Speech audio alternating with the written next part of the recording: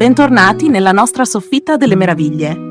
Oggi vi porto a fare un viaggio nell'universo sensuale e affascinante di Miele, la bellissima eroina creata dal maestro Milo Manara.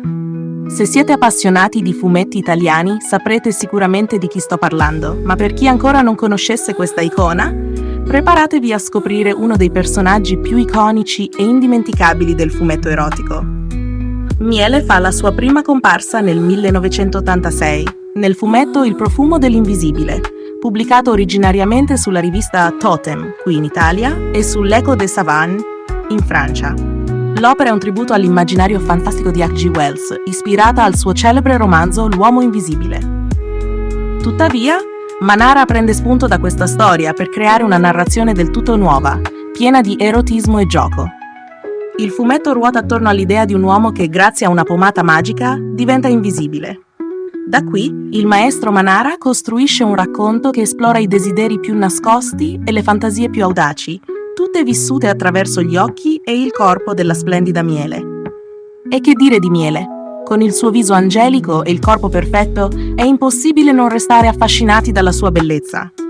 Alta, snella, con una cascata di capelli biondi e un sorriso che può far capitolare chiunque, Miele rappresenta un ideale di sensualità che va oltre l'immaginazione. La sua figura ricorda quella di Kim Basinger, una delle icone di bellezza degli anni '80, e non è un caso che Manara si sia ispirato proprio a lei per creare il personaggio.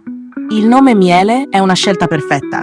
Dolce e sensuale, evoca non solo la bellezza esteriore, ma anche una profondità interiore che conquista ogni lettore.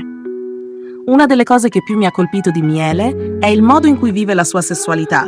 È libera, consapevole, ma mai volgare. Manara è riuscito a creare un personaggio che, pur essendo protagonista di situazioni piccanti e a tratti scandalose, mantiene sempre un'aura di eleganza e mistero.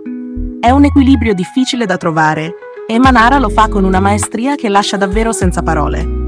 Il profumo dell'invisibile non è solo un fumetto erotico, ma un'opera d'arte.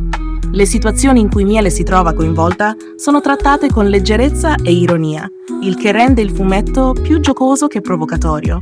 Manara riesce a mantenere un sottile equilibrio tra eros e arte, creando scene che stimolano l'immaginazione senza mai cadere nella banalità.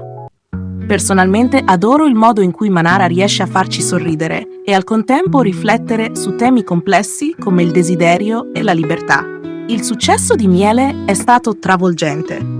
Dopo Il profumo dell'invisibile, è apparsa in altre opere di Manara, come la serie di storie brevi Candid Camera, diventando un personaggio ricorrente nell'universo manariano. La sua fama ha persino varcato i confini del fumetto, arrivando al cinema con un film d'animazione francese nel 1997. Questo adattamento ha ulteriormente consacrato Miele come una delle più grandi icone del fumetto erotico internazionale. Miele rimane una delle creazioni più amate di Milo Manara, un personaggio che incarna la bellezza, la dolcezza e la sensualità in modo unico. Ogni volta che sfoglio le pagine de Il profumo dell'invisibile, è come entrare in un mondo in cui tutto è possibile, un mondo dove l'arte e l'erotismo si fondono per creare qualcosa di straordinario. E voi, cosa ne pensate di Miele? Avete mai sognato di vivere un'avventura come la sua? Fatemelo sapere nei commenti. Sono curiosa di sapere quale scena vi ha colpito di più. E non dimenticate di dare un'occhiata alla nostra playlist dedicata alle eroine più belle e sensuali del fumetto italiano. Alla prossima, qui nella nostra soffitta, dove le storie non finiscono mai.